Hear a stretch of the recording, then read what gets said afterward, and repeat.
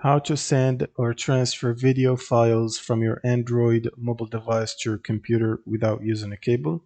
So the first thing you will need to do is swipe from the top and make sure to enable the Bluetooth. Make sure it's turned on. And then you want to go back to your computer and you want to open up the settings by right clicking on the start button and then go to settings. Now you want to go to Bluetooth. You should find devices here and then Bluetooth and other devices. Make sure Bluetooth is turned on here. Click on add Bluetooth or other device, select Bluetooth and wait for it to scan for discoverable devices.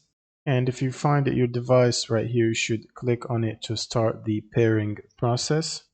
Now go back to your phone device and then allow the access by clicking pair, and then go back to your computer and click on connect.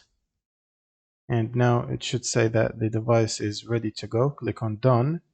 Now you want to go back to your phone to send the video, but before doing that you'll need to click on the send or receive files via Bluetooth right here, and then click on receive files.